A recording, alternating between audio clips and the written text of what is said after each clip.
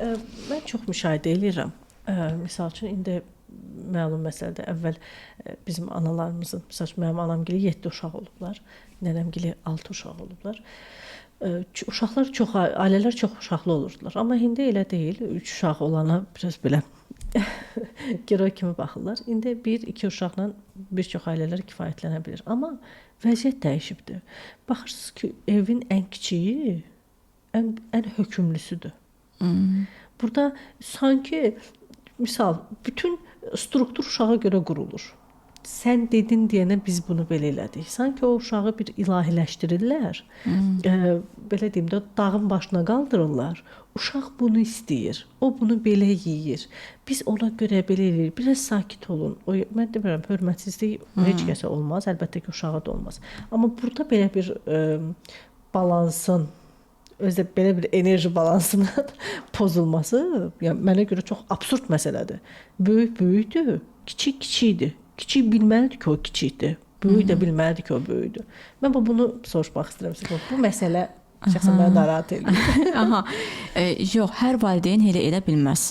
Baxın, öz fərqindəliyini tapan valideyn, özün belə deyək də şuuraltı olaraq idarə edə bilən valideyn övlad bir-birindən onsuz da seçmir. Yəni övlad bir şəxsiyyətdir, belə deyək də. Və o valideyn onu eləyir ki, o balacanı hələ də körpə vəziyyətində görür. O körpədə ona dəyməyin. O yatıb susun. O belədir. Çünki böyük fikirləşir ki, böyük öz-özünü idarə eləyəcək. Elə bilir ki, balaca özünü idarə eləməyəcək. Əslində o balacaya da biraz da belə deyək də məsuliyyətsizlik yükləyir. Və o balaca hər şeyi valideyndən gözləyir. O da həmişə yox ha, rol oynayaraq gözləyir. Deyir ki, onsuz da nə desəm eləyəcəklər.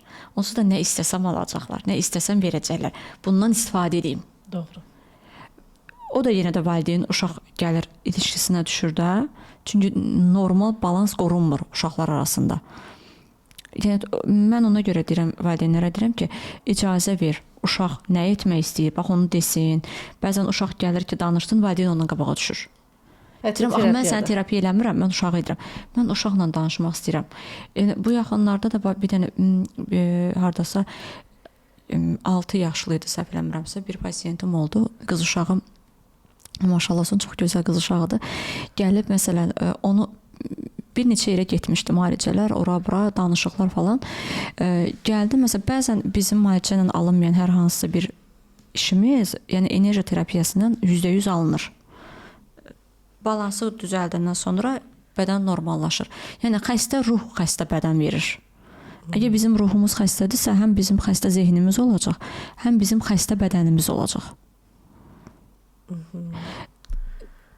O uşağın, inanırsan, valideyni danışanda elə şeylər danışdı ki, mən dedim ki, yəni bu 6 yaşda uşaq bu qədər görməli lazım olmayan şeyləri, travmaları görübsə, hələ belə vəziyyətdədirsə, yəni halaldır bu uşağa. Ki, bəzən ata-ana arasında olan konfliktləri, uşağın üstünə düşmək, acıqlanmaq, acığı uşaqdan çıxmaq, belə deyək də, ata ilə atanın valideynləri arasında olan konfliktlər, gəlinin aşağılanması da, təhqir olunması.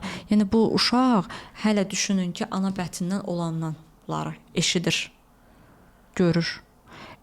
Yəni ona görə də biz bax o vaxtdan xəstə ruhla gəliriksə, biz o xəstə ruha nə qədər dərman versək ki, biz o xəstə ruhu düzəldə bilərik. Axı ruha dərman verə bilmirik. Ruhunki enerjidir. Böyük insanlarda belə olur.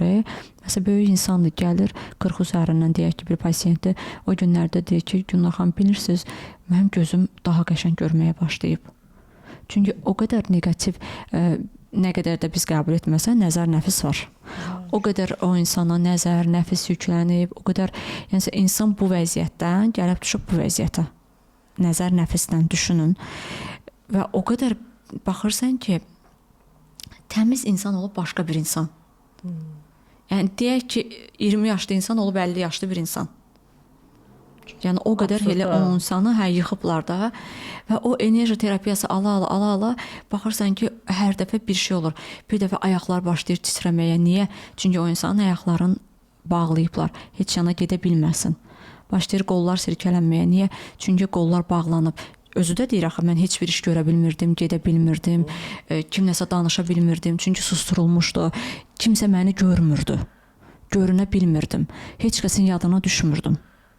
Çox maraqlıdır əslində. Bir çox insanlar bundan da əziyyət çəkirlər. Məsəl işləyən mən, ən yaxşısını eləyən mən, o nədənsə məni görən yoxdur. Görünmə çox vacibdir. Bax bizim enerjimizin də əgər biz görünürüksə, o da çox vacibdir ki, çünki mən yenə də deyirəm, baxırsan ki, məsələn, sən çox şey bacarırsan, məsələn, bunu sənə versələr, bundan nələr yaradarsan. Amma o zaman gəl baxacaq, hə, yaxşıdır, tamam. Amma biri də var, gəl buna baxanda, sən nə gözəl yaratmısan, sən bunu necə etmisən, gəl bunu qoyaq bura, gəl hamı görsün bunu. İşıq enerjisi olur ki, gəlir pasiyent, deyir ki, heç mənə baxan yoxdur. Bax, mən bu qədər bəzənirəm, heç mən özümə baxmıram, mən güzgüyə baxmıram, Gülnar xanım. Mən heç güzgüdə özümü görmürəm. Gəlir, gedəndən sonra baxırsan ki, bu insanın dərisi açılır, dərisinin rəngi. Çünki axı negativ energetikadır, yığıb üst-üstə. Gəlir, dərisinin rəngi açılır, gəlir, üzünə işıq gəlir, gözləri parıldamağa başlayır. Və deyir ki, mən hara gedirəm, diqqət çəkirəm. Mənə deyirlər ki, sən də gözəlsən. Sən varsan, gəl səndən bu işi görək. Gəl səndən bu işi eləyək. Hətta olubdu ki, həmin adam mənə deyibdi ki, 2 il deyib, mən o insanı tanıyıram, deyir, Gülnar xanım. Heç o mənə bir dəfə deməyib ki, gəl səndən bu işi görək. Terapiyadan sonra mənə zəng deyib ki, sən mənim niyə ağlıma gəlməmisən? Gəl səndən bu işi eləyək. Maraqlıdır. Çünki enerji ilə biz onların hamısını yarada bilirik.